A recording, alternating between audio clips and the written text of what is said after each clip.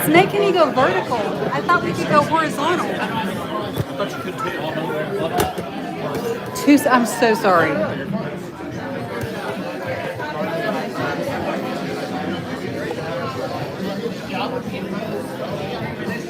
Oh my gosh, this is.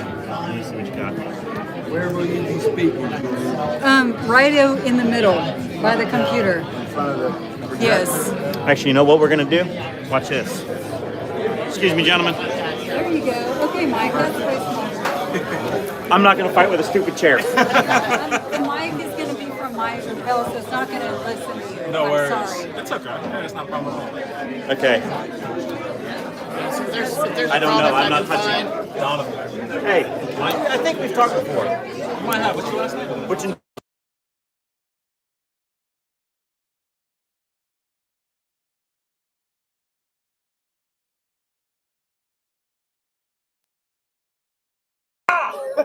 I'll be confused because I don't know what the fuck you're talking about. I've known him since he was like this tall, and now he's A little bigger. a little bit.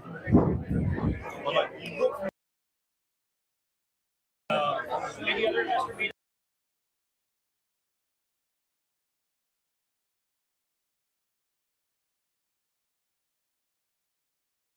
I say, I do some serious networking. Okay. So Fair enough. That makes sense here to me. I'm a hardcore believer in networking. Yeah. I was raised by a guy from Brooklyn. Okay. We always got a guy, and you get a guy by email. Yeah. That's fair. So Bring up that I haven't done Sorry. or tried. I will talk to you after. I'm so sorry. We are going to get started. Okay, welcome. Hey, everybody, we're going to get started if you can take a seat. Welcome. Can I get your attention, please? There you go. So, We are about to get started. Can everybody take a seat? And we're going to start the event. And I promise you all will have plenty of time to talk later. Welcome, welcome. Nice sit over here. Yeah, please, please, please, please. you fast. Thank you, Mike. I really appreciate you. You've got a much smaller voice. Yes, you just blew out YouTube's ears, and I love it. Maybe not because I was behind you. Oh, okay, well, that's no fun. That's no fun. Just kidding. Yes. Welcome, welcome, welcome, everybody. I hope everyone has made 6 friends already. Here I am messing. Do we have enough chairs? I hope it's okay that I stand here. I've got to be near the computer. But welcome, everybody. Do we need more chairs? We have some more chairs over here that we can bring. We have a couple chairs over here. Welcome. My name is Julie Gates, and I live here, and I guess I'm in charge tonight. I'm with Team 912. Kyle is here as well. He's an agent on my team. Where's Miriam? Is Miriam here? I have not seen him. Anyway, I run Team 912. I'm with Remax. We are an all investor real estate team. Every agent on the team is an investor. Kyle, I always say 18 doors. Is that right? Yep. 18 doors right here. I have maybe a couple more than that, but that's okay. We love real estate investing. So we really thank you guys for coming. This is our first meetup of the year. Great turnout. Thank you guys for coming. We have a great subject. We're going to talk seller financing tonight, but we are family first, okay? So we got to get through our family stuff first. And I want to say Caleb Hawley in the room, first time. We have some VIPs. You guys, this is Caleb. He was my client. Caleb heard me on the first podcast I ever went on ever, and he called me, and I was like, really? I thought I was awful. And he was like, no, I want to buy in Savannah. So I have been Caleb's agent. I used to manage for him. Caleb, welcome. Donovan Julius is here, new investor. You guys, everyone needs to welcome Donovan. You haven't bought anything yet, but you're gonna. We're here to encourage you. If you're new or if you have 18 units like Kyle, like welcome. Like everyone in this room has some kind of experience. You may be a big baller. You may be brand new. It doesn't matter. Welcome. If you're a wholesaler, I do need your info because Kyle and I do send out deals. I've talked to several of you tonight. Like we are still sourcing we're always looking for deals for our buyers list. And if you want to be on our buyers list, please let me know. I'll tell you how to get on that as well. So also, my main squeeze is here, Don. If anyone has any crypto talk, Don is in the back. He never comes, but he loves to talk crypto, but he knows a little bit about real estate too. So that's my biggest VIP over there. So anyway, welcome. We're just really glad to have you guys.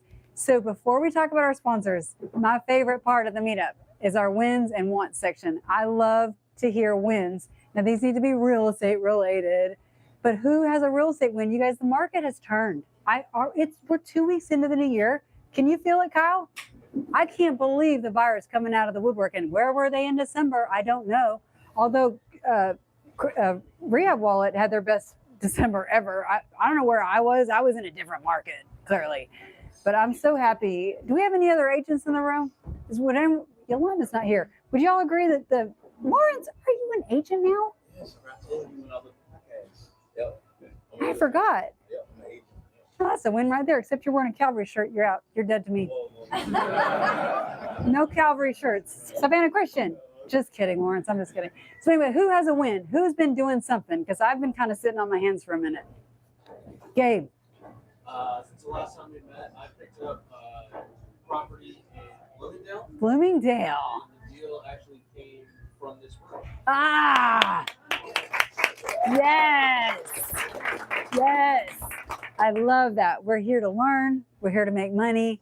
Congrats, Gabe. Is it going to be a flip? Is it going to be a buy and hold? It's going to be a flip. Awesome. Awesome. This is your third flip, right? Yeah, I'm working on 2 and 3 right now. Oh, my word. If you can keep up with Gabe at 24, is that right? Yeah, that kind of pisses me off a little bit. But I didn't have as much real estate as Gabe when I was 24. Okay, and awesome. I'm happy for you. Who else has a win? Yes. I texted one of my clients 3 weeks ago that she sold her property that had ended up sitting on the market, but she got what she wanted. Nice. So, Very good. If you can get full ask, that's good. If you can get full ask in fourth quarter 2025, I'm going to tip my hat to you. That's awesome. Who else? Does anyone have a big win? Anyone else been doing anything? So I got a win. Awesome. Mark. Hi, I'm Mark Fanzura from South Jersey. I'm the president of the South Jersey Real Estate Investors Association. And my win was I met Quentin today. So I'm coming down here Celebrity. to this Savannah area. I'm looking for large tracts of land to divide it into smaller tracts and sell that and make a profit. And I needed an attorney. And we've been looking around. It's the best. God bless Julie for having this meeting. And voila, I got myself an attorney. You got the boss. That's awesome. That's a win.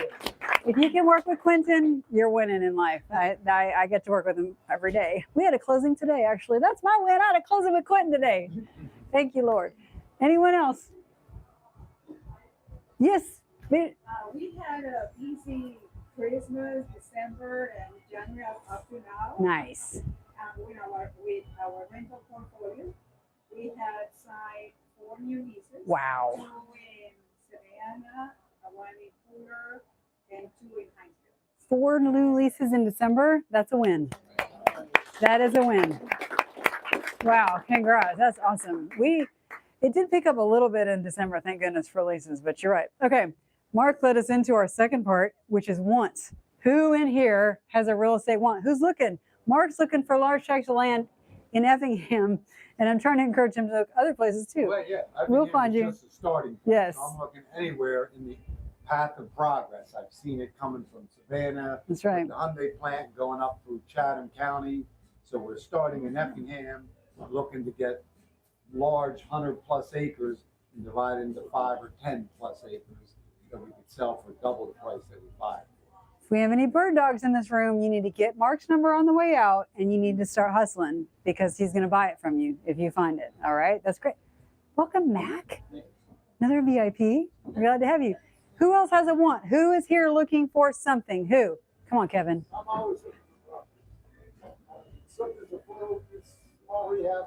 We're always looking to get ad hocs portfolio. We're not doing a lot of flips right now, but we're always looking to get ad hocs. Kevin loves a lipstick rehab. Does everyone know what that means? I want those too. You okay?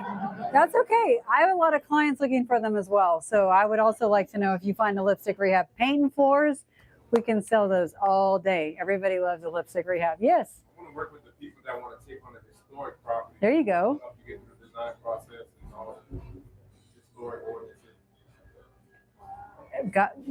You need a lot of alcohol to get through that. That historic committee. But you guys, this is why you come in this room, is because there's someone here with a skill set that you don't want. And I would happily pay you to deal with all that for me. So good. To that point, last month, we met the guy that came in as the new director of the historical. Okay. And we talked to him about the difference from one block to another about what they enforce and what they don't enforce. And his main objective, trying to get boots on the ground, trying to get everything kind of uniform so that everybody knows everything's so much different from that. Yeah, that would be nice.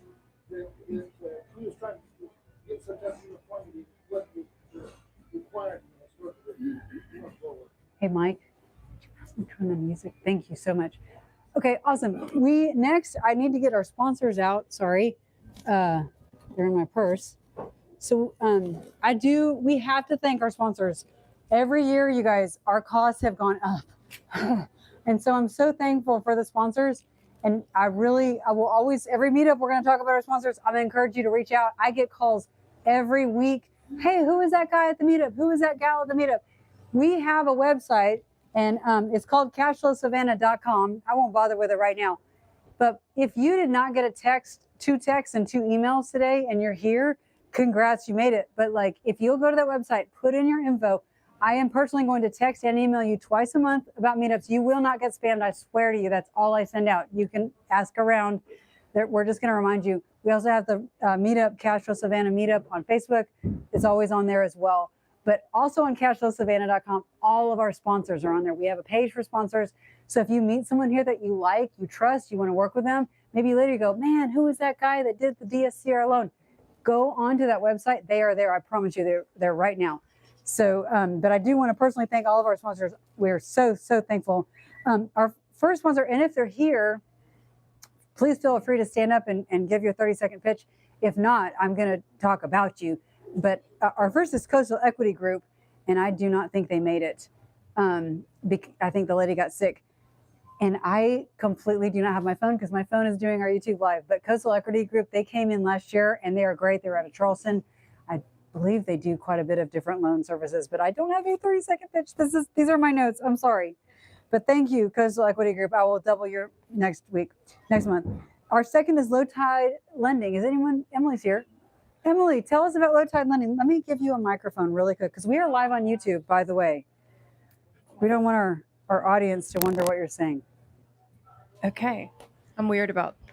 Can you hear me? Oh, it just goes into that. Yes. Okay. All right. That's me really loud. Okay.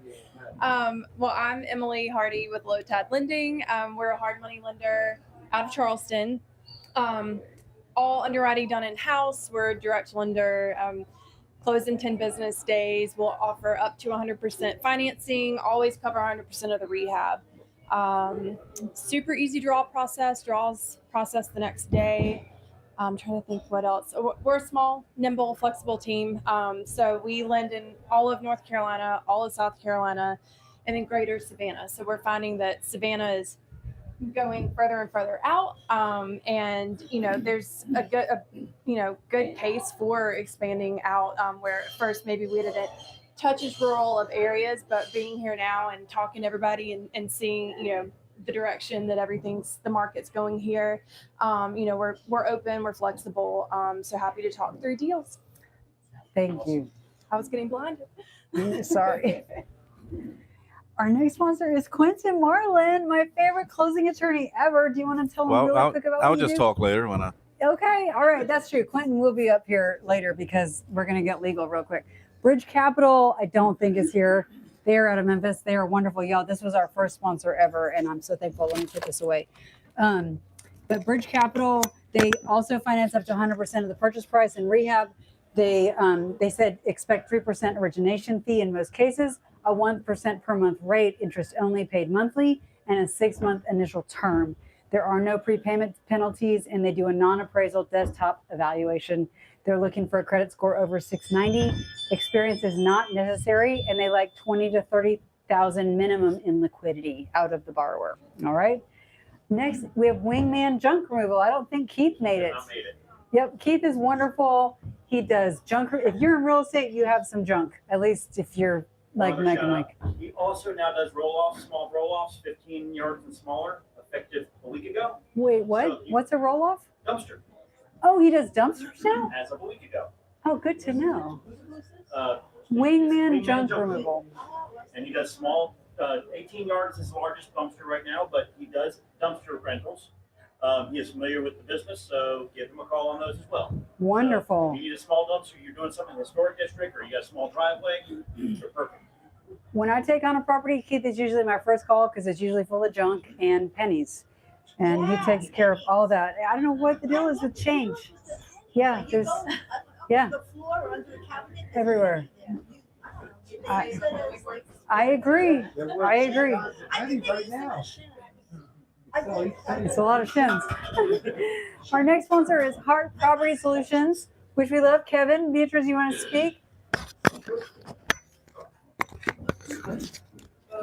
We're a renovation company that does renovation for rentals and renovation for flips.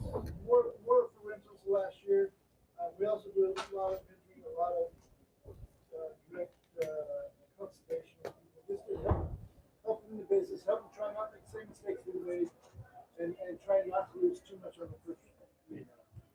If you're new and you want someone to patiently run numbers with you, Kevin loves it.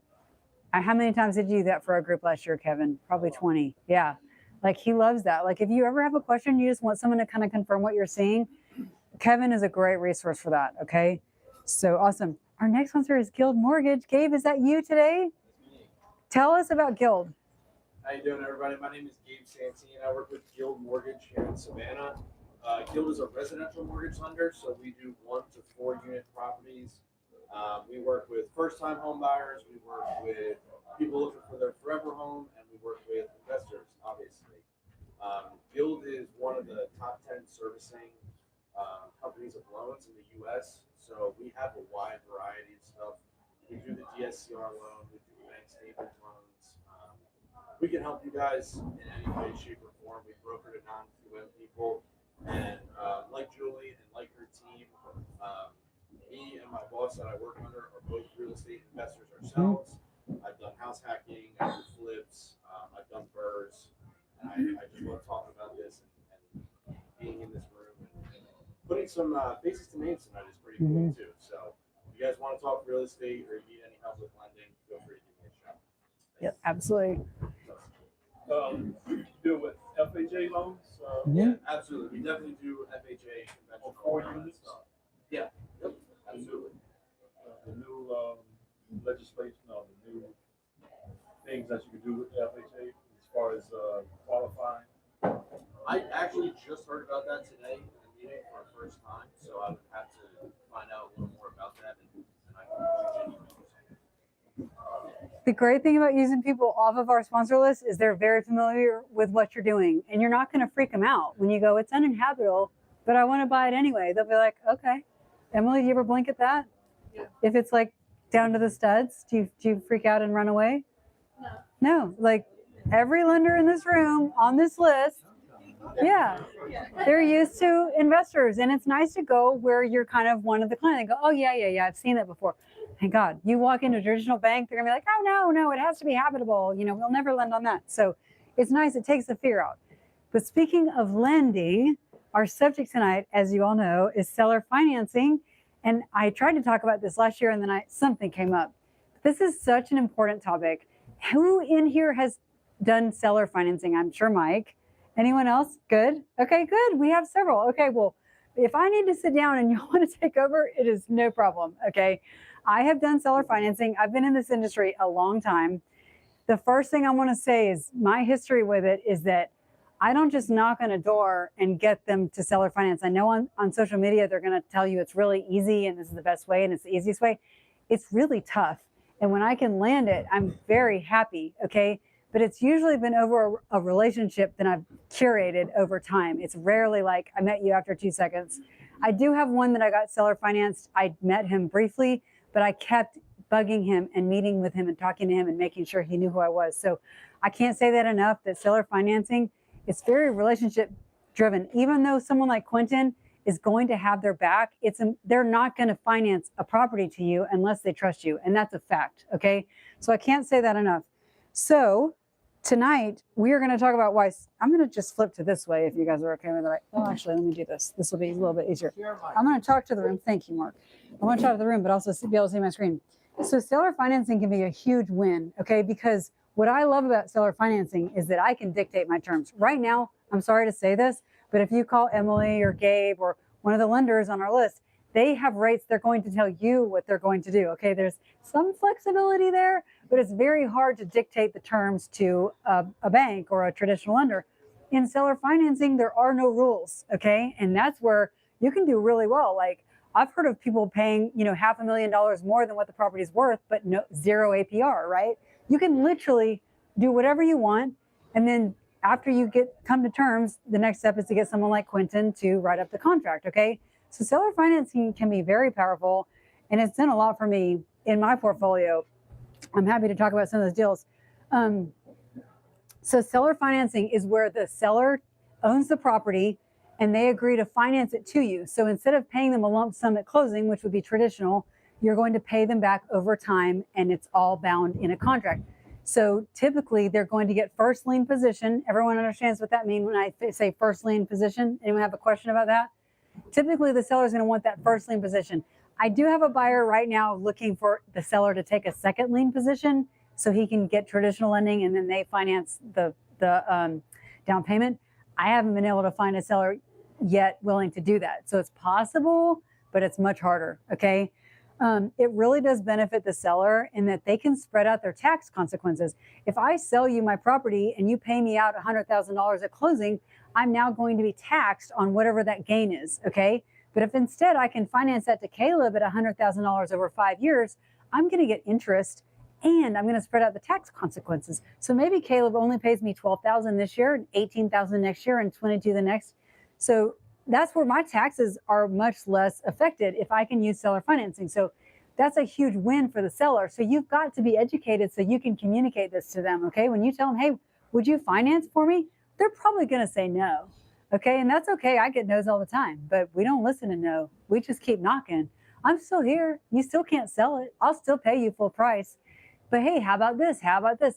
The more you can educate the seller on what you're doing, why you're doing it, and how you're going to do it, it's huge, okay?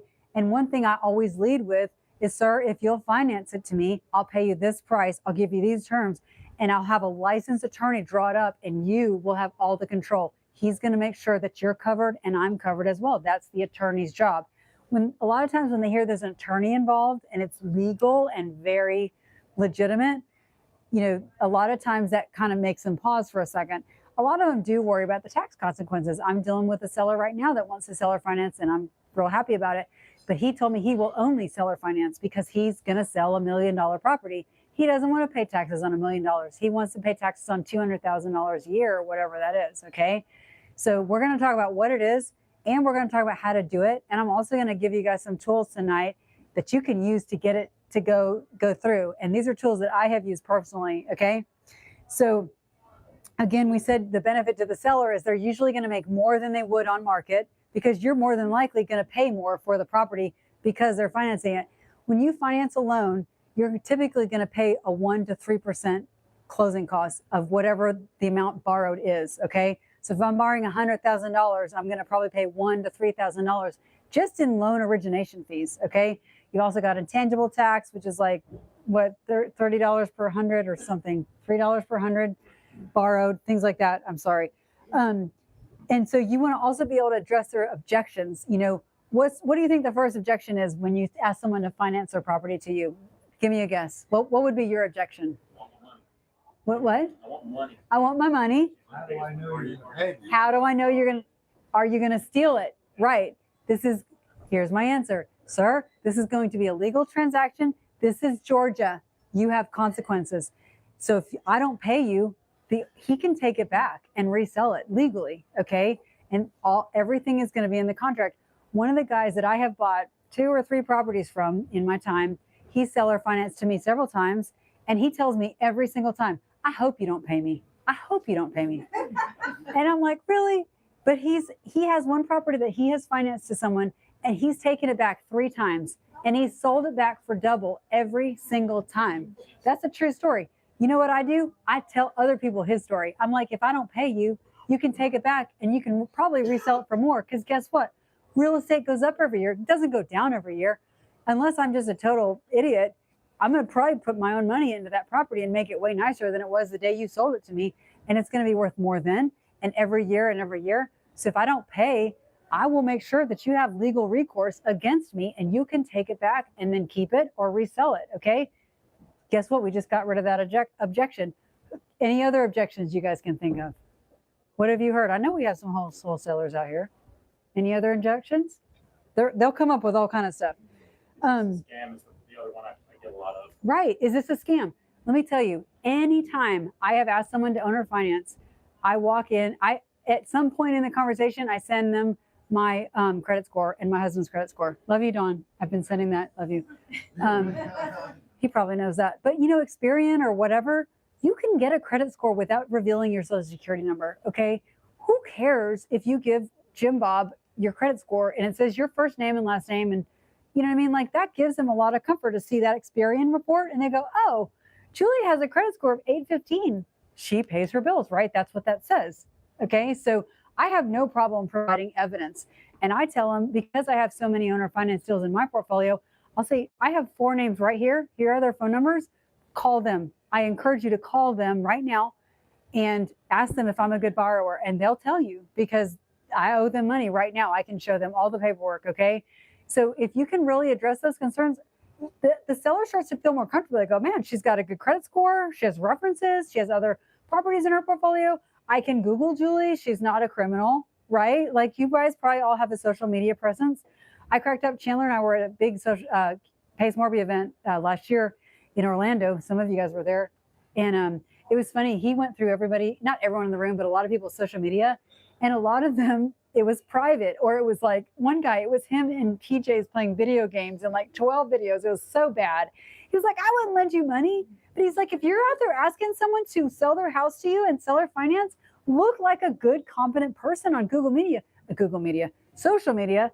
Because if I go Google Mike Bucentini, I will find him. Okay. And you can find the good and the bad. So try to look good, right? It's not even that hard. Like Gabe posts his flips. I follow Gabe on Instagram. So if I were to Google him thinking about lending him money, I would see Gabe doing real estate and sounding really smart. And that is a calling card for Gabe. Okay.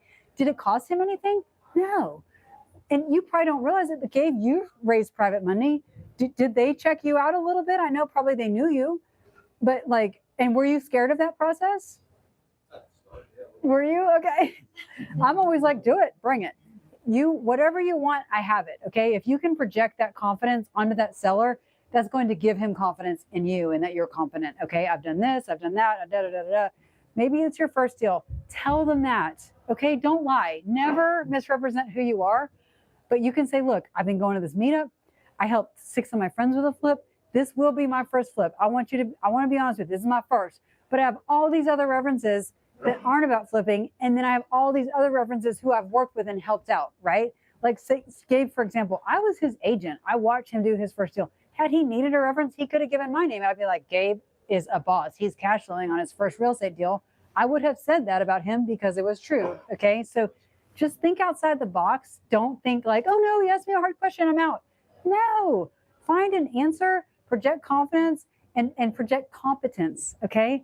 And that's why you show up in this room, because the more you talk to people in this room, the more you're going to be confident in what you're doing. Okay. And the way you do things is going to be different than anyone else. I'm definitely I name all my LLCs after squirrels. Like, I'm not normal, but it's okay. I'm also competent.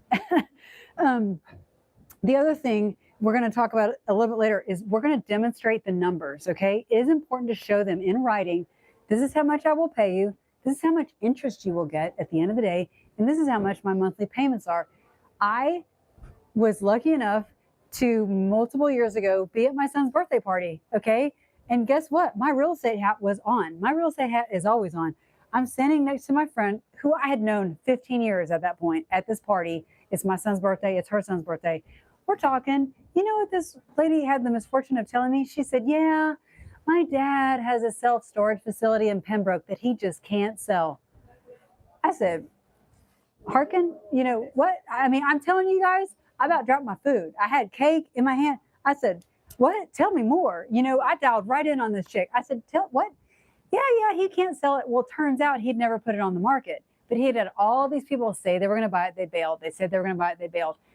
Well, guess what? The next time I was within half a mile of her dad, guess who went and sat down by the man? Me. Because I heard at the birthday party he had a storage facility. I talked to him. I saw him again. I talked to him. I called him. I texted him. I saw him again. I chased this man for a year. And finally, he hit me with the objection. Oh, Julie, I'd love to. I think the neighbor bailed again, but I don't want to pay the taxes. I had an answer. I said, don't worry. You can finance it to me. What a win for both of us. That's when I produced the receipts. And I said, this is how much I will pay. This is how long I will take to pay it. And this is how much you will earn. And what sold him on it was the payment. He was going to make $500 a month more than what he was making on his best day owning the place. And when he saw that number, he said, that would be great. And he signed. Okay. So that's where you have to always just keep your ear to the ground. Those relationships can pay for you. I tell my kid all the time, I'm like, kid, I love you. I'm cash flowing on my kids. I've made money multiple ways off of this kid, but that was probably my best right there. The other thing is risk management and legal. Okay. You're going to leave this room with the answer for both of those. You're going to have an insurance policy. You're going to put the owner as an additional, the seller, you won't be the owner anymore. You're going to put the seller as an additional insured on the insurance policy. You're going to tell him that, you're going to put it in writing, and you're going to have a licensed attorney, hopefully Quentin, draw up the paperwork for you, and that will protect you and him legally. Okay. That's so, so, so important. Am I saying anything wrong or illegal, Quentin? Tell me if I am. On everything you said in the moment. You will. Okay. I'm going down. Fact check. I know, right? My career might be over, but anyway. Okay. Let's see if I can move on here. So again, as we said, I'm sorry, I get ahead of myself. Traditional banks, they want to do high rates. Sometimes they're higher rates. It just depends. And the underwriting is very strict. But with seller financing, you get to be very, very creative. So you can have, different opportunities. You can set different prices. You may not have to bring 20% down. There really are no rules. Okay. So I wanted you to know it's not a last resort. It's an underutilized wealth tool. And what we need, honestly, is more education in the seller space. We now have, thanks to Pays Morby and people like him, we have a lot of people that are getting more and more, educated on seller financing. But that's where you guys need to go out and do that. We have someone in the room that might be seller financing right here, Mac. And I know, so if you might be interested, you guys, we might have a potential deal here at Mac. But anyway, it's important. You want to be educated as a buyer and the seller, right? Like, I can't say enough about that. Like a big objection. Right. It's like, well, if you're the seller, what about mortgage? Who's liable? Right. Yeah. If there's a mortgage, right. Okay. I'm going to leave that for Quentin. What I am speaking on, let me clarify. Thank you for saying that. Every seller finance deal I have done, the seller owns the property free and clear. The second you add in another loan, Quentin's going to talk about that, okay? I'm not going to touch it. It's possible. There are multiple ways. But my encouragement for you as an agent and investor myself, do it legally and make sure if you have an attorney behind you telling me what we're doing here is good, you're good. And if you don't, I wouldn't do it, okay? So whenever you're in front of an attorney, be brutally honest with them. Attorneys and insurance, do not lie. Tell them everything. They're there to help you. But if you aren't forthcoming with them on the details, they can't help you. And you could, be in trouble. We don't want that. We want you educated. We want you to do well. So typically in seller financing, the buyer does pay the seller direct. And that is what I do with all of my sellers. I pay them direct. Now, I used to have different software and I was ACHing into their bank account every month. I had them spoiled, rotten. And then last year, my bank sold. No, I switched to Remax and I switched systems. So I couldn't ACH. I didn't have as much direct ability with my cash because Remax kind of stepped in the middle there. I had to call all the guys that I own money and tell them I was going to mail them a check. And that was I was shocked at how tough that phone call was, because they were always like, all four of them were like, what? You're going to mail me a check? And I'm like, it's all I've got for right now. I'm going to keep paying you. You're going to have it. But I had them spoiled rotten. And we've gone back to ACHing, you know. But when I first called them, every single one of them got nervous because they thought I was going to pay them a lump sum, because I don't usually call them. And I said, no, nothing's changed. I'm just going to send you a check. But tell them that when you're going to seller finance them, tell them I'm going to pay you every month, and this is how I'm going to do it. You can put in bill pay, auto send, you know, however you want to come up with that. I want you to know too, there are firms out there, they're going to charge a fee, but they're also very good, legitimate firms. So if the seller is very nervous about collecting, I don't have any names. I'm sure you could Google it. I've never used it because I've just managed to pay them all directly. But there are firms out there where you can say, hey, firm ABC, I'm going to pay Mr. Smith, you know, $200,000, this rate, this amortization over this many years, you know, and they'll handle the payments for you and them, and they're going to take a small cut. But that way they know that it's just going to be handled automatically. Some sellers will want that, but I haven't come up with that, but it is possible. The great thing is that the terms are flexible. They're very negotiable. Like usually it's my terms, your price, or my price, your terms, right? So a lot of times if I can get my price, I'll let them set whatever terms they want. But if they want a certain price, then I go hard for terms, okay? It's all a negotiation. This is absolutely not a handshake deal. We're gonna shake hands and agree on it, but at the end of the day, you're not buying that real estate until it is tight and right. It's in completely legal terms. Okay, I've already kind of got ahead of myself. I'm so sorry, but they're able to spread out taxes. They're going to typically command a premium price, and they should. If they're willing to take on the risk, I think they should get a little bit extra. And then they're going to get that monthly income. A lot of these guys that are financing, they're older. Okay, I don't see a lot max age that are willing to seller finance. He's kind of a unicorn. You're the only one I know under 50 or 60 that's even thinking about seller financing. So mazel for that, Mac. But anyway, yes, they're typically older. If you hit them with, hey, I'm going to pay you over 30 years, I have seen zero of these guys excited about that. They're always thinking, most of my guys are in their 80s, to be honest with you. Not all of them, some are in their 70s. But like rarely are they going to be like, yes, I want it over 30 years. So what I have typically done is I call it a 10-10-5. That's my favorite seller financing deal. I give them 10% down. I give them a 10-year amortization. So an amortization is the length of the loan. So after 10 years, I am going to be completely debt-free, okay?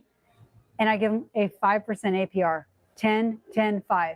This is negotiable. You can do any combination that you want, but this is my favorite because I want to give as little money down as I can because I want to. And then I do like a short term, but I don't like 3 and 5 year balloons. I find that very stressful. 3 and 5 years, they go like that for me. But 10 years, you know, a lot can happen in 10 years. And usually your 60, 70, 80-year-old will go, 10 years, I can do that, okay? Now that is gonna push your payments higher. That's the painful part, is that my self-storage facility, I was negative cash flow for at least 6 months on that. I'm now positive cash flow, but it did, and I knew that going in. I knew I was gonna be negative because on his best day, he was making $1,750 a month. They had so many people that weren't paying. I don't even think he was making $1,750, but that's what he showed me on paper. And I showed him where I was going to be paying him $2,200 a month. And he was like, ooh. So that was kind of painful. You know, I was making $1,500, $1,600, $1,700, paying him $2,200, but I had a long game in my head. I still own that facility. I plan to pass it on to my children someday. You know, it worked out. I was ready for it. I was able to float that, but just be aware, whatever you sign up for, you got to make that payment. So just keep that in mind. The other great thing, as we spoke about, lower closing costs. I'm going to make a guess. Quentin can probably address this, but on a seller financing deal, maybe $1,000, maybe $1,500. So the legal fees are not too bad on the closing costs. If it's a cash deal or a seller finance, if these guys aren't dealing with a lender, that's the biggest part of work for them, to my understanding. So the closing costs usually aren't too bad. So I will typically pay the closing costs because why would I ask them to do that? They're financing it to me. I'm happy to pay closing. And then you can usually close very quickly because they own it. My guys all own it free and clear. I could have closed within a week. I usually close within maybe 2 to 4. You want to make it very attractive. Just let them set that term. No, I don't usually care when closing is, as long as it's my terms. And then you can usually do flexible terms. You can do flexible down payments. You can negotiate up or down the rate. You can do a balloon, whatever you want. So again, what if the buyer doesn't pay? You're going to hear this over and over and over. You're going to in Georgia have a deed of trust to secure the property, and you're going to have legal remedies, okay, for the seller. Is it risky? As long as the documentation is there, it really isn't. They're most likely, if they take it back, which is unlikely, they're going to end up with a more valuable asset. If you're going to put money in it, tell them that. That's a big sell. If you go, look, I mean, you don't want to tell me your house is a piece of crap, but like you go, look, I'm going to redo the sheetrock for you. I'm going to put in new windows. Of course, they're going to go, okay, that's going to be more valuable. You know, they understand that.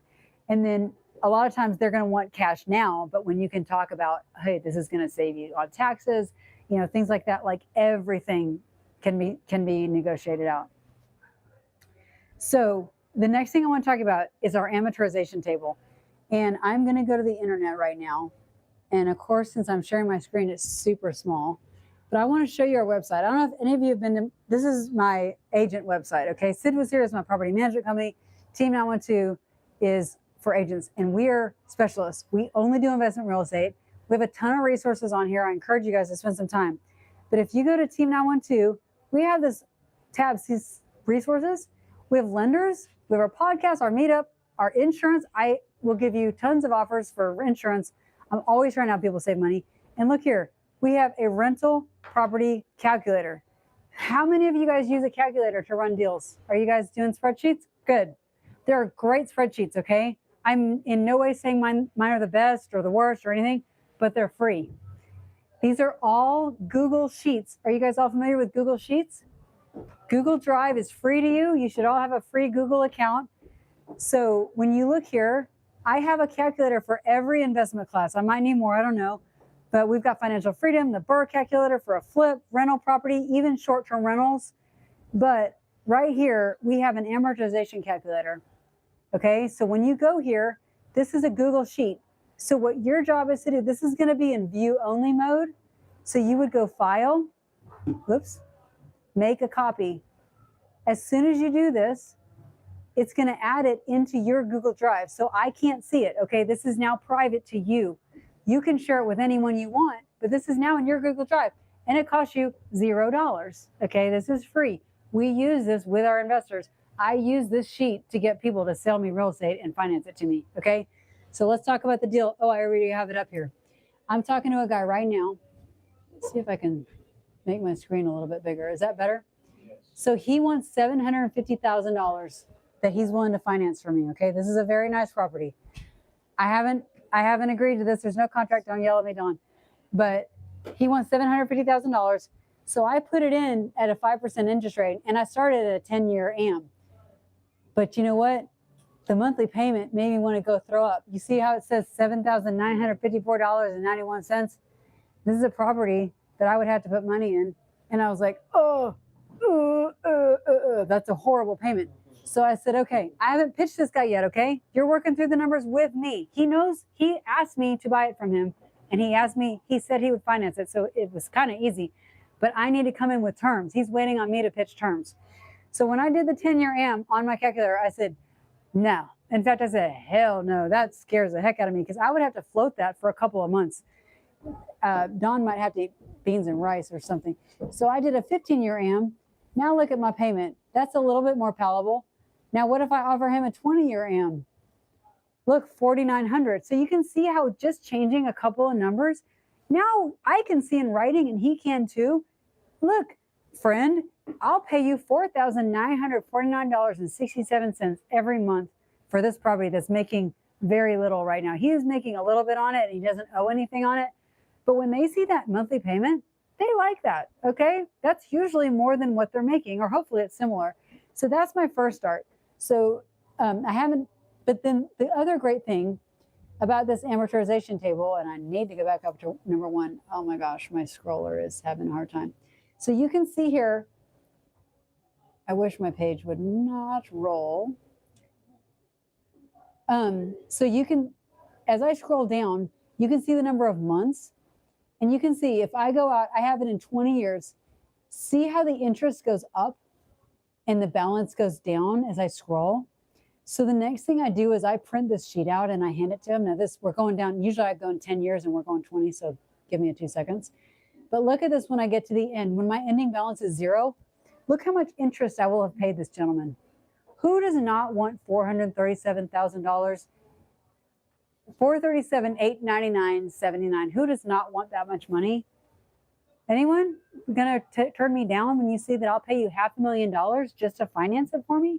That's what banks make, you guys. We may not see it, but if you could put Mac, you want to talk about your deal, Mac? Sure. Okay, come on. Yeah. Okay, Mac, just be on. We're not giving an address or anything. What do you want for the property? 200. Give it easy. You want more than that, though. 250. Come on, be realistic. What interest rate would you like? I like. Yeah, you're the seller. You're the seller, so talk as a seller. Oh, Mac, I'll give you $250 for your house right now. I'll write you a check. Kyle, you're killing my vibe here. I was trying to get a good deal. Sorry, Mac. I apologize. Yeah, about. Okay. But I'll give you Mac's a shark. long term. Okay, you're willing to do Let's do 30 year amp. Who wouldn't take this deal in this room? Everyone in this room would take this deal. So $2,000 a month. Would you be happy with $2,000 a month? That's a win for you, Mac. Okay, It's a rental property? it's a rental right How now much are you getting in rent? 1800. if they pay. Yeah. Are we having issues with payments? I feel like you said we are. Oh, okay. So Mac, this is a great. You would make if you sold it to me, seller finance. You would be making more than you are right now. So that's a win.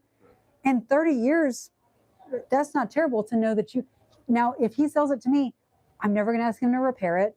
I'm never going to whine because the driveway has a pothole, right? Like it's off. He's done. He will never see that property again. He hopes to never see it. Actually, he'd probably love if I end up having to lose it and he takes it back and he sells it for $350. But let's. Selling it because you don't want to deal with the tenants. Negative. It's more of just a, like, I love the tenants in actually. I'm going to propose this as an offer to them. Oh, because you doing that. I would love that they purchase. He has other plans. We have a question. I just wanted to add something. Yeah. If you want your money out earlier than 20 years or 30, 20 years, you can always sell the note. That's right. uh, Yeah. And take your money out with maybe a little discount. Or That's whatever. true. Depends on what kind of interest rate. Because with your 9, it kind of gives you not that great of a deal when if you need to sell. But if you do 9.99, which is below like for those kind of books size, nobody complaining about credit. Right. And for your loan buyer, it is much better. So you always want to do just a little bit over 10, but 9 is too low. I would say everybody. Yes. And I mean, people will still buy it because Hey. not the investor will buy it for you, but some people need a place to live. Yeah. So yeah, not the investor. The investor cannot make money on it because your monthly payment is high. Right. But But somebody with bad credit, but good payments. You know, yeah, there's somebody good like payments, us, yeah, this and would be a deal. pension plan people who want to buy the loan from you. They may not qualify for traditional funding, Exactly. business owners, things like that. Yeah. And, they got cash, they can afford it, but a bank won't approve a loan, so something like that. And when some of the banks do approve one, their interest rate may be the same anyway. And you may be able to just look at it, they'd rather pay you than the bank, Yeah. And she's right, you can actually usually sell it for face value with an interest rate like that. Yeah. You usually sell it for face value, and walk away. Especially in the state of Georgia because it's a non-judicial. You're in a great state. I moved from state of Washington to your beautiful state here because it's non-judicial. I can take 2 months and I foreclose on it.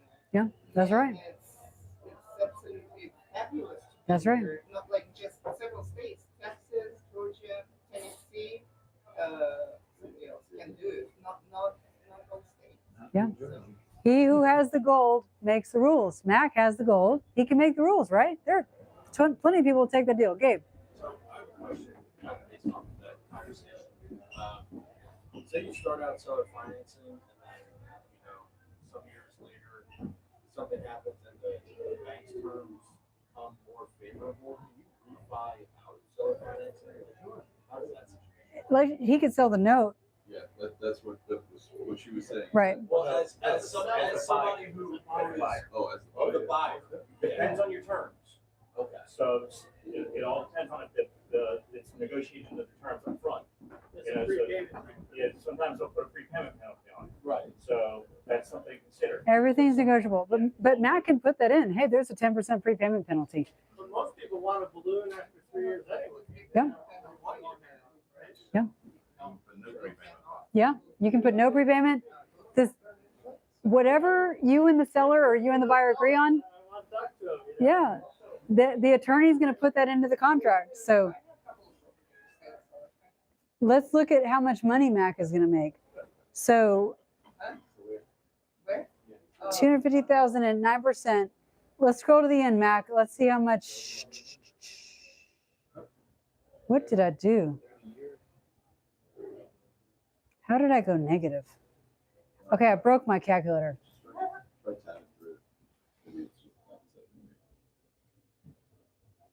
That's the thing with these sheets. If you break your calculator, you're done. If you go up too far. Yeah, you're down too far because it should only be 360 months. For some reason,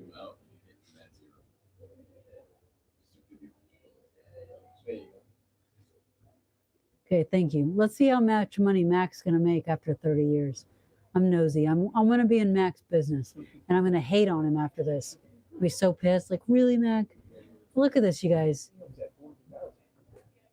On a $250,000 house, who's winning here? Here we go. Sorry about that.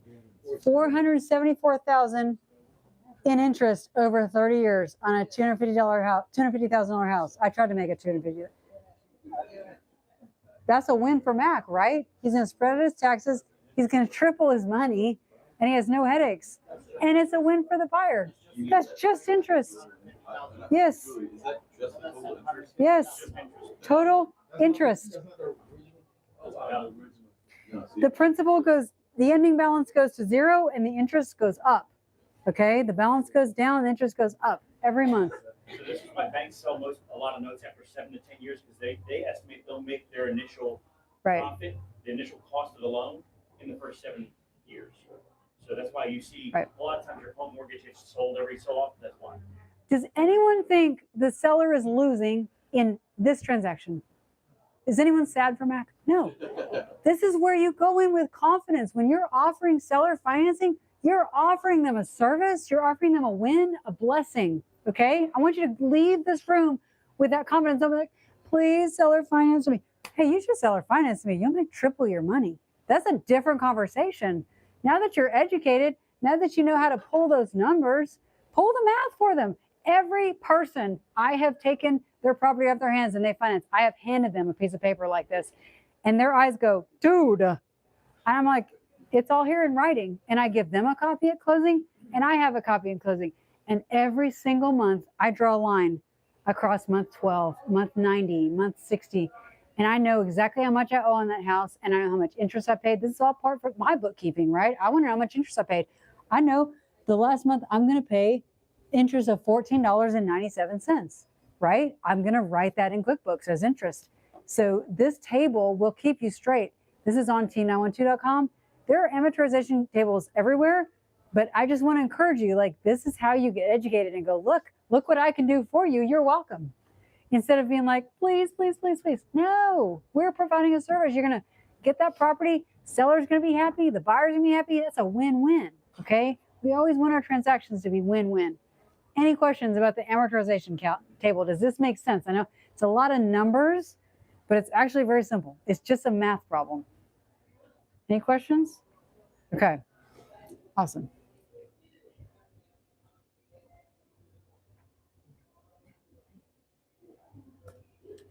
So our next thing that we want to talk about is that we want to always use our numbers, have the receipts, come with confidence. You want to do a properly drafted promissory note. This is not something that's written on a napkin. I encourage you not to even think about having ChatGPT do this contract or getting off the internet. I don't care how many followers the guy has on the internet. You are to use a local attorney that you know, like, and trust, and you know that they're licensed, all the things. This is like really serious stuff. This is legal stuff, okay? You want to have default remedies and enforcements, just like banks do, that protects you and the seller, or you and the buyer, whichever one you choose. And you want to always consult with an attorney. This is not do it yourself. Okay. Just because they tell you on social media that you can do it and I'll sell you the contract for $20, don't do it. Okay. Spend more and sleep at night. Okay. You want to sleep well, knowing that the transaction you did, that A, you own the property, and B, that you're protected, and also the seller. I can't say that enough. So that leads to the person that really knows their stuff, which is Quentin. And I'm going to have Quentin probably counteract some of what I said. But Quentin, we're very anxious to hear from you because I know you're going to come back with a lot more information. So I will take off my microphone and I will give you the floor, sir. All right, this one's on. Yes. Thanks. Well, let's give it up for Julie. That was awesome.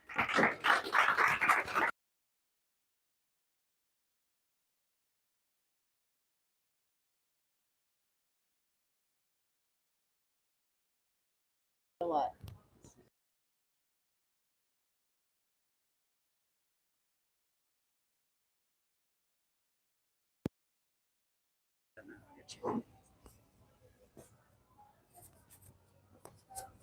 All right.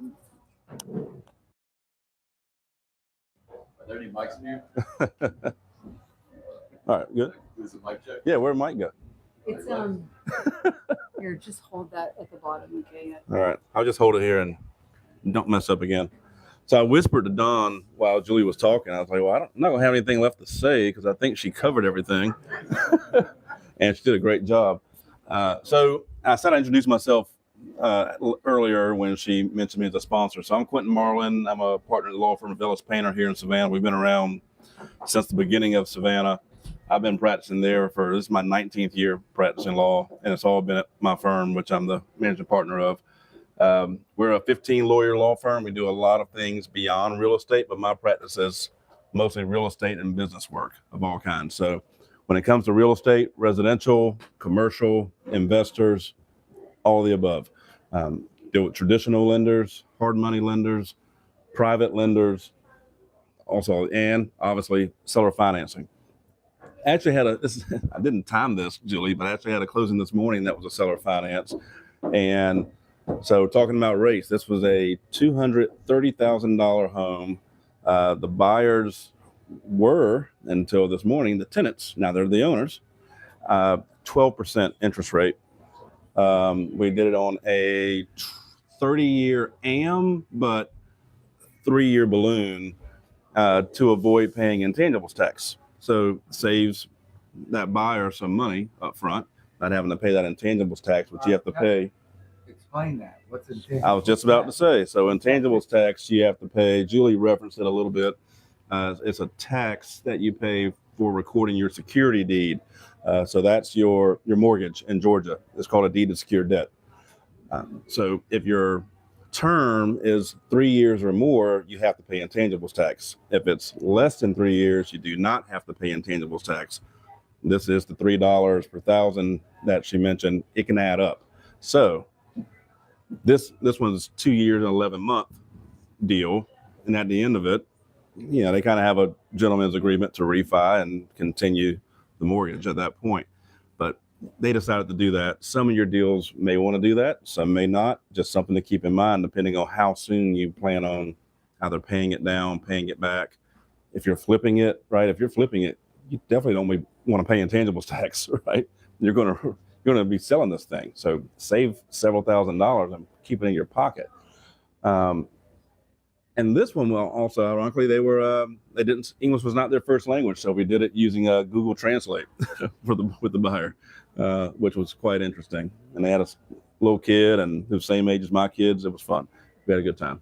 But can you be the one to refinance? Can I finance you for 3 years and then say, okay, I'm going to refinance it to you? Yes. For another 3 years. Yes. Keep doing that over and over. 2 years Yes. and 11 months. 2 years and 11 months. That's right. Yes. Just continue to do That seller can do that, but you got to trust them that they're going to do it. They could call it. I mean, when it calls, it calls. Okay. So, if they actually refi it, then you do it again and save that money. If not, then not.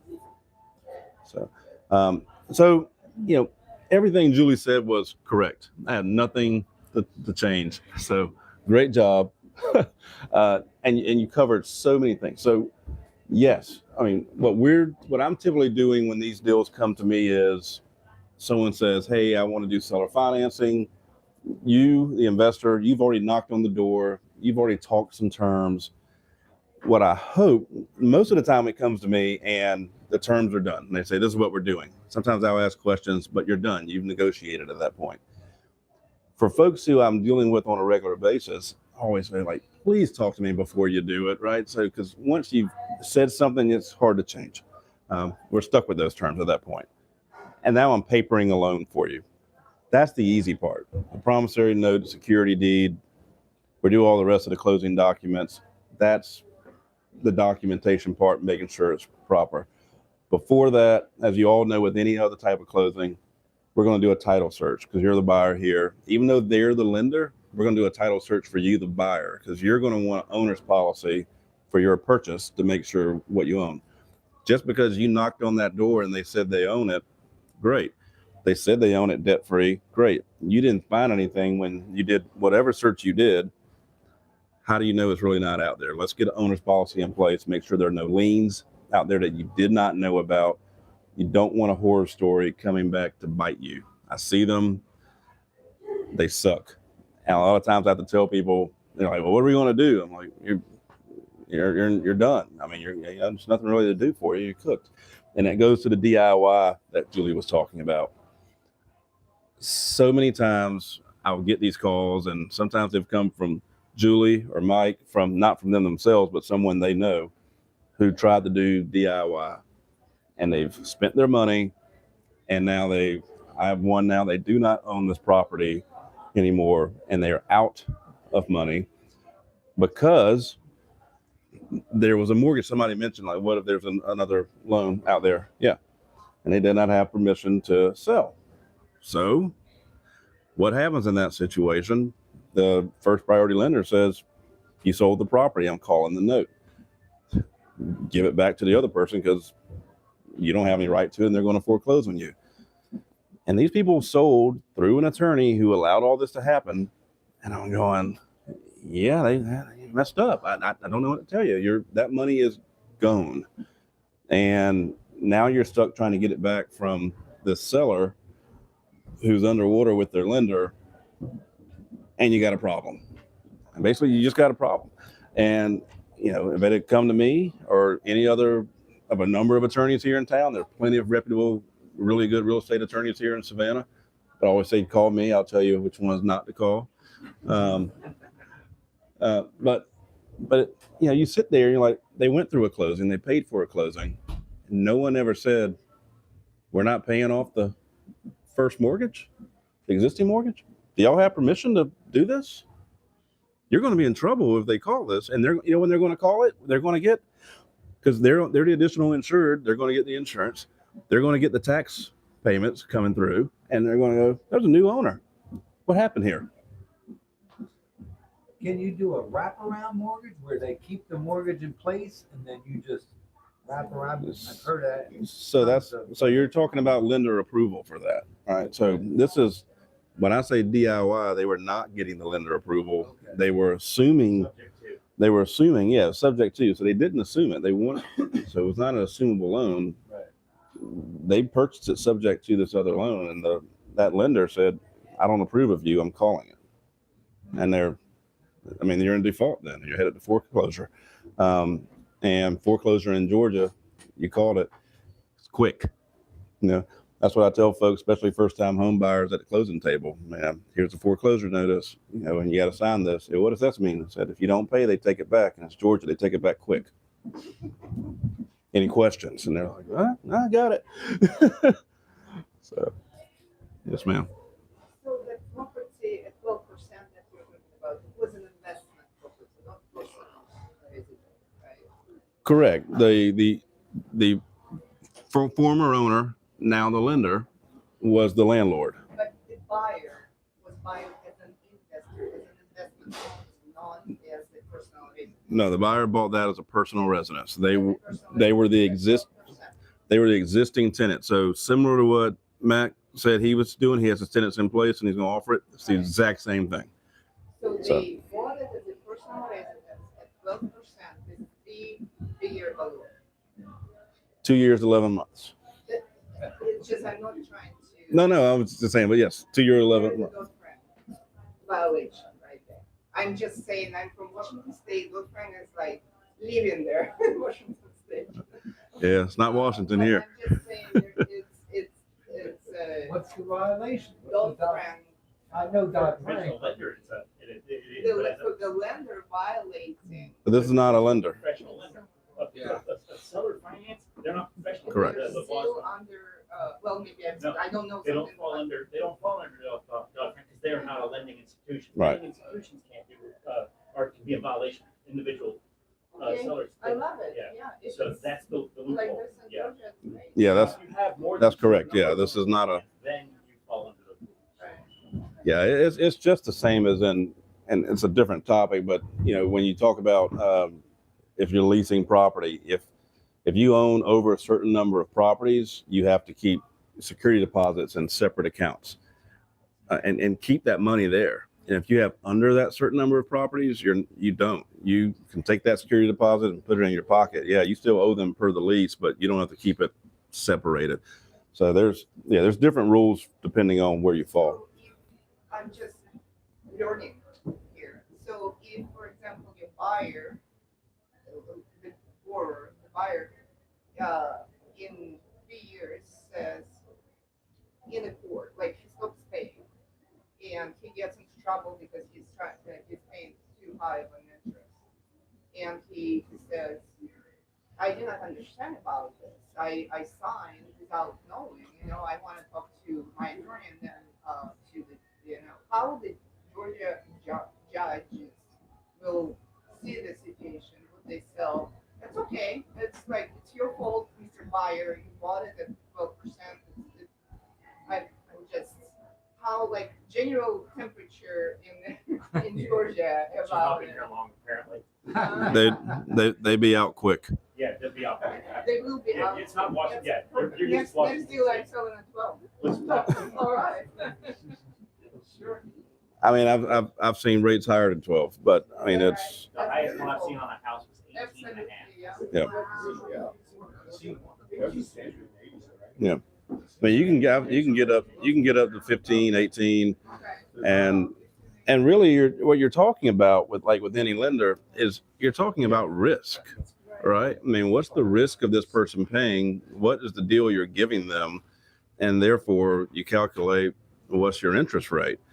You're almost, your percentage of a default is going up higher, right? Your percentage of a headache is going up higher.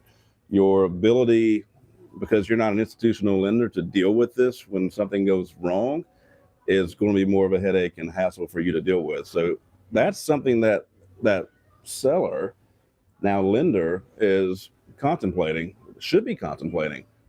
What am I going to have to deal with? I'm going to go hire an attorney, go hire a law firm to do this eviction and do all these things. I don't have an in-house department because I'm not Bank of America or Wells Fargo. That's why you're going to pay more.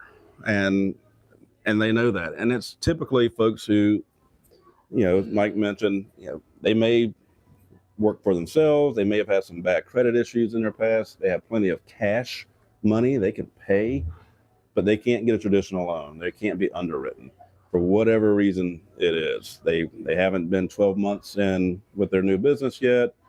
Their business doesn't show money, even though they make money. Plenty of that. We all know about it. And so there's various reasons why people can't go to do traditional lending, and they know they're going to pay a higher interest rate. And that's just their fact of life. So if it's you have a question? No, you're not. What would happen if something major happened to the house while it was being owner seller financed, and like say a water main break or something? And who's responsible for that? And is it written in the contract? The owner. So the lender becomes a lender like every other lender. They have sold the house. They're no longer the owner. They're just a lender at that point. Right, but suppose that the buyer who's not paying can't afford to fix that issue and they have to let the house go or it's not paying. If you have to take it back, though, you have to fix that in order to Right, sell but it. at that point you're Is that the risk? at that point you're foreclosing upon them, and you're taking the house back in the condition that it's in when you foreclose.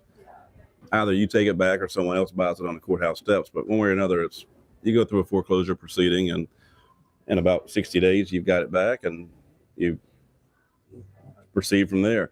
I mean, it's no different than any risk from any lender, right? Your traditional mortgage person has that same risk of if something wrong happens with the house. Once you list it as the lender, as an additional insured, so if that house, something like that happens, they have insurance on that. Right. Whether it's a water main leak or a house fire or something, that the insurance is gonna cover it.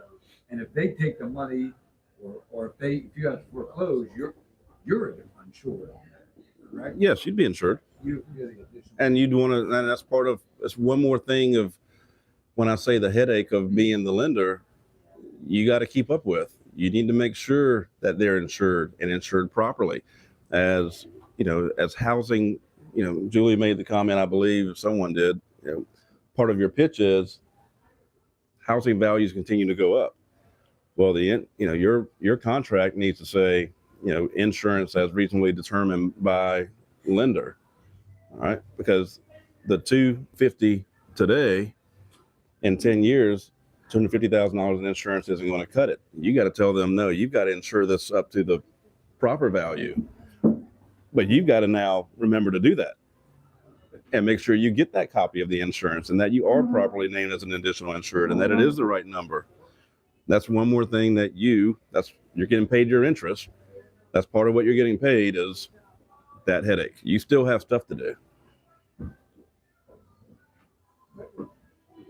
You have these scenarios where people own properties and have a mortgage on, resell them to as buyer finance somebody. How can you handle that and abide by what the current mortgage is? Can you go to the mortgage company and have it say, okay, I want to run this through escrow so that the money gets paid, you get paid every month, and then I do that and the lender sign off on that? Are you having things like that happening this month or not? I'm not sure I'm quite followed. Well, okay, let's say I have a house. I owe $100,000. I'm trying to block out too. Yeah, I sell it to Dave for $200,000 as seller finance, but I still got $100,000 mortgage. I'm keeping that first mortgage. All right, you're talking about them, and that lender approved of this, right? And it's been approved. It would have to be approved. Okay. Otherwise, you've got an issue that they can call you. Right. Okay. Now the question is, And I'll tell you, there's very few conventional lenders that do it. They'll allow you to do Most of them will cut that out. The conventional lenders won't do it. Right. You're not seeing that actually happen. so a lot of these two podcasts are Crazy, based. right? Yeah, because I mean, I've looked at that, buying some properties like that, we had mortgages on, they were very low mortgages, and taking subject to, but then I ran into that exact same thing, the risk of having called due. Right. You've got to be willing. Do you have any scenarios where that is a legitimate strategy? You've got to be willing to pay it. You can assume a VA loan and put your name on the loan. Kyle did one. Yeah. If you can assume. Someone else's About loan. the only one. He assumed it legally. Well, yeah. If you can assume you're not. Yeah. If you're assumable, different than subject to. So yeah, assumable. We've done. only government loan. That's fine. Seller finance, Well, that's- But- I had one conventional lender agree to an assumption only because the loan was actively in default and they were trying to avoid foreclosure. The guy was willing to sign it over. And they were like, can you bring payments current? And so the minute that I told them we could do a payment current, that particular lender, and I couldn't, not their servicing company, but the lender themselves agreed to it. I've only had it happen once. Did they check the documents of those people when they assumed that loan, or they just said you can take over the payments? I don't care what your credit is. I don't care. No, mine was fully checked out. They went through. An actual assumption, It not was just actually, yeah, it was a true Sorry, assumption. But I hit the it actual again. lender, not their servicing Okay. company. It was not an assumed loan. Now I know the trick. You can assume this loan, but. That's usually a VA. That's most always a VA. There's about You can, if you want to. Hey guys, we are here to talk seller financing. We didn't come prepared for subject 2. That's a whole nother animal. I just want to say that. But I will say this when it comes to that, if you're going to do it and not do it with having the permission, have a plan for paying it off if you get called. You're hoping not to get called. If you get called, be ready. And if you're not, then you're going to end up the money you put in, whatever down payment you did, whatever money you started putting into the property, you may have just blown it all. Right? That's your risk. Well, and every transaction is complicated. I don't care what it is. Even if it's on the MLS, it's going to be complicated. That's where you've got to have an attorney that you know, like, and trust. Ask him the questions. Like Quentin said, before you come to terms, talk to him and then go do it. And he'll help you work through that. There's no way to answer every question. And you can't think worst case scenario. Like, banks take that risk every day. But, yeah. I always say, and, Julie and I have these conversations. Mike and I do. Gabe and I have had them. It's like, hey, I'm thinking about doing this. And they just give me a call and we talk through it. Well, yeah, this is what I'm thinking about that. What do you like before you've finished your deal with that person? Just let's have a conversation. Mac should call you before he talks to his tenants. Would you agree? I'd be happy to. Yeah. We have one more question. So the strategy is that you should seek out people who have their property paid off. Oh, yes. That's how I've always done it. Well, Quentin For seller was talking, financing, yes. It hit me that I never realized the attorney was doing a title search in the background for me. I never thought about it because I trusted them and I believed them, and they all did. But I never thought about, I wonder if they have other mortgages. They told me it was free and clear, and they were right. But I did have it done by an attorney, so I know now that the title search was done, but I never even thought about it because I trusted my attorney. And there are attorneys who, I see this because I do title searches every day, and I'm reading through titles, and people will, to save a few bucks, go to quit claim deed and still have an attorney, and that attorney will say title not examined by the scrivener. That means the attorney. That means they didn't look. That means you have no warranty. That attorney has said, I haven't looked at anything. You just asked me to draw up some paperwork, and I drew it up, and here you go. Good luck. And so in Georgia, the attorneys do the title search, and you are, like in Jersey, we have title companies that. So we are agents for the title company. So I write for several title companies. You would handle. I don't have to go to another business. You do not. We're your one-stop shop. Oh, nice. Consultation fee? It depends on how much consulting there is. Well, thank you, Quentin. I felt like having Quentin here to talk about this, like I did not want to, I feel like I wanted to just be half of it. Did everyone learn something? Did anyone not learn anything? I hope you guys learned something tonight. Like, we want to leave these meetings better educated than we came. And a lot of our wealth is in our knowledge, okay? Caleb's one of the smartest investors I've had the pleasure of working with. And that's why he has so many units. Like, you educated yourself. Like, keep coming, keep educating yourself. There's more than one source of information. I do also want to point out that we have a podcast. Quentin's been on it. Many people in this room have been on it. It's called Cashflow Savannah. If you're interested in learning about most of the faces in this room, I hope you'll check it out. It's on YouTube. And I want to invite every one of you to come on. I love hearing everyone's stories. The whole purpose of Cashflow Savannah is to get to know your local real estate community. And when you listen to Chandler and I grill these guys for an hour, you're going to really know that person. Whereas at the meetup, you might talk to them in a loud room for 5 minutes. But keep educating yourself, whatever that means for you, books, podcasts, YouTube, social media, whatever that is. But I hope this has been helpful to you guys, and I hope you've enjoyed it. And we have another about 40 minutes of networking. So thank you for coming. It's really been a pleasure. I don't know what next month's topic is going to be. I'm going to add one thing. I'll tell you, an hour with Julie and Chandler on the podcast flies by just like that. You're like, wait, what?